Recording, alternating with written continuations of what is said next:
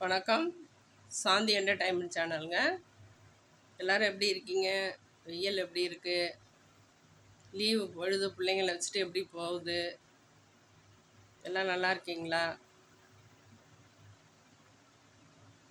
என் சேனலில் முதன்முறையாக பார்க்குறவங்க சப்ஸ்கிரைப் பண்ணிக்கோங்க. அப்படியே பக்கத்தில் உள்ள பெல் ஐக்கானையும் டச் பண்ணுங்கள். அப்போ தான் நான் போடுற வீடியோஸ் எல்லாம் ஒன் பை ஒன்னாக வரும். எனக்கே உடம்பு கொஞ்சம் சரியில்லைங்க. அதனால தான் 4 நாளாக வீடியோ போடல. சளி, நானும் எவ்வளவோ கை வைத்தியம்லாம் பண்ணிக்கிறேன், சரியாக வர மாட்டேங்குது. இப்போ எல்லாருக்குமே சளி ஜுரம் பிடிக்குது. வெந்நீரை காய்ச்சி ஆற வச்சு குடிங்க, அதாங்க உடம்புக்கு நல்லது. இல்லையா அந்த மாதிரி நாட்டு மருந்து கடையில் விற்கிற பொருட்கள்லாம் வாங்கி கஷாயம் மாதிரி வச்சு குடிங்க. சளிக்குன்னு கேட்டிங்கனாலே கொடுப்பாங்க, அதை வச்சு குடிங்க. பரவாயில்ல, இப்போ ஓரளவுக்கு பரவாயில்ல.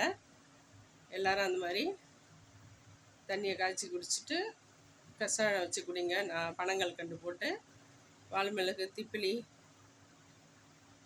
அதிமதுரம் இதெல்லாம் வாங்கி நசுக்கி கொதி நல்லா கொதிக்க விட்டு, இடித்து கொதிக்க விட்டு பனங்கல்கண்டு போட்டு வடிகட்டி கொடுங்க. பிள்ளைங்களுக்கு கொடுங்க, உடம்பை பார்த்துக்கோங்க. சில பேர் அடமெண்டலாக பிடிவாதமாக தான் பிடிச்ச முயலுக்கு 3 காலுங்கிறாங்க பார்த்தீங்களா? அவங்கள பற்றி தாங்க பேச போகிறேன். அவங்க தப்பாக எடுத்துக்க வேண்டாம். அதாவது கொஞ்சம் மாற்றங்கள் உருவாக்கிக்கலாம். அதில் எப்படி பாதைகள் நமக்கு எப்படி போகுது அப்படின்னு பார்க்கலாம். அதாவது அவங்க ஒரு விஷயத்த முடிவு எடுத்துருவாங்க.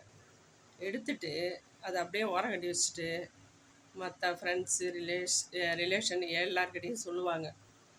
என்னென்னா, இந்த மாதிரி ஆயிடுச்சு, இதுக்கு என்ன முடிவுன்னு தெரியல, நான் யோசித்து பார்த்து இதுதான் முடிவுன்னு எடுத்து வச்சுருக்கேன், நீங்கள் என்ன சொல்கிறீங்க அப்படின்னு கேட்பாங்க. அதுக்கு நம்ம ஒரு 2-3 ஐடியா கொடுத்தாலும் ஓகே நல்லா இருக்குங்க, நீங்கள் சொல்கிறது பரவாயில்ல, அந்த மாதிரியும் பண்ணலாம், யோசிக்கிறேன் அப்படிம்பாங்க. ஆனால் அவங்க அந்த யோசனையெல்லாம் ஓரங்கட்டி வச்சுட்டு திரும்ப அவங்க பேசுகிறதையே பேசுவாங்க, சொல்கிறதையே சொல்லுவாங்க. சண்டை போடலைன்ட்டு போவாங்க. ஆனால் திருப்பி பார்த்திங்கன்னா மறுநாள் ஒரு பிரச்சனை, சண்டை. நைட்டு நான் என்னால் தாங்க முடியல, நான் கேட்டுட்டேன், பிரச்சனை பெருசாக போயிடுச்சு, வாக்குவாதம் அதிகமாகிடுச்சு. அது அண்ணன் தம்பி ஆகட்டும், அக்கா தங்கச்சி ஆகட்டும், ஒத்த உருப்படியால் ஆகட்டும், யாராக இருந்தாலும் பிடிவாதம் பிடிக்காதீங்க.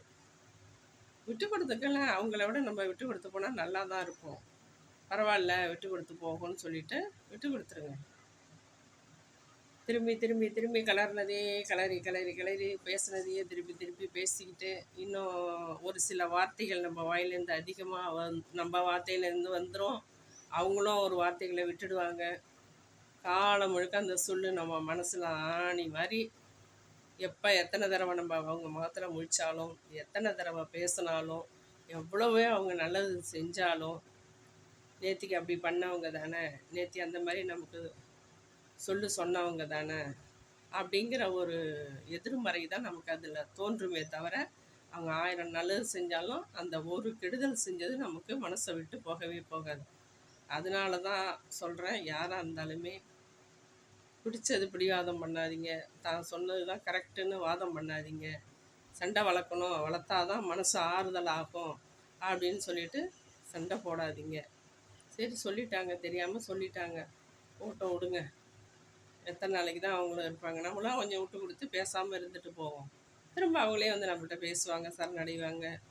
அப்போ நம்ம மறப்போம், மன்னிப்போம்னு விட்டுடலாம்.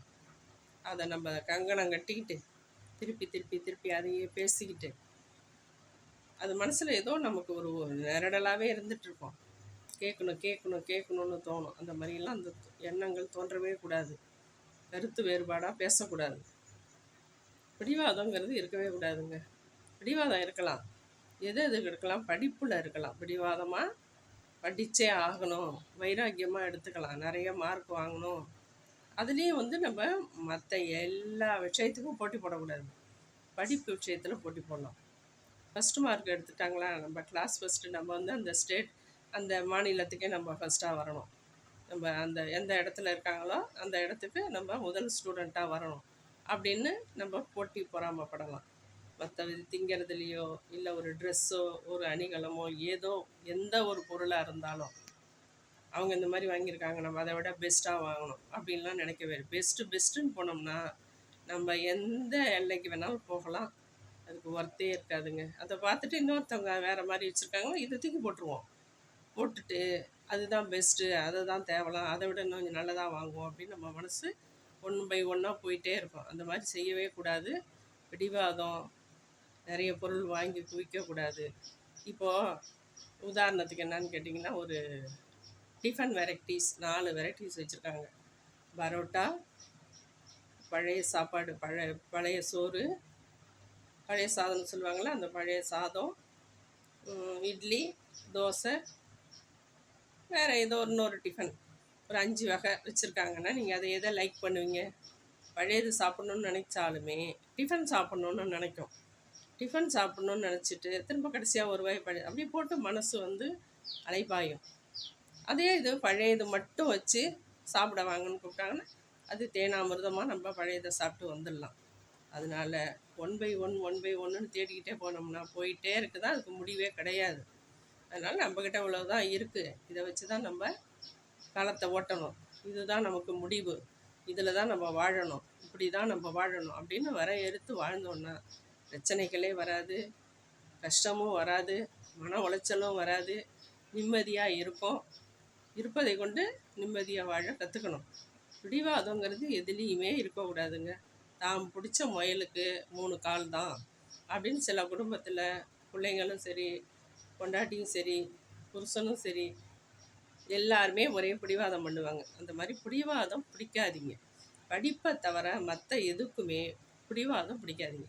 படிக்கிற விஷயத்தில் மெமரி பவர் அதிகமாக ஏற்றுங்க.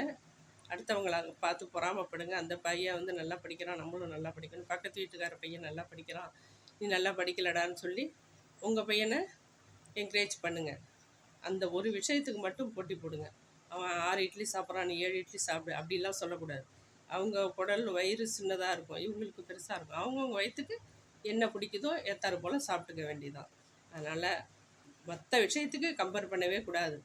படிப்பை தவிர வேறு எந்த ஒரு விஷயத்துக்கும் போட்டி, பொறாமை, பிடிவாதம் இருக்கவே கூடாது. நம்மக்கிட்ட என்ன இருக்கோ அதை வந்து சந்தோஷமாக ஏற்றுக்கிட்டு நிம்மதியாக வாழ்ந்தோம்னா வாழ்க்கை எங்கேயோ போயிடும். சந்தோஷமாக இருக்கலாங்க. பிள்ளைங்களுக்கும் அதை சொல்லி வளங்க.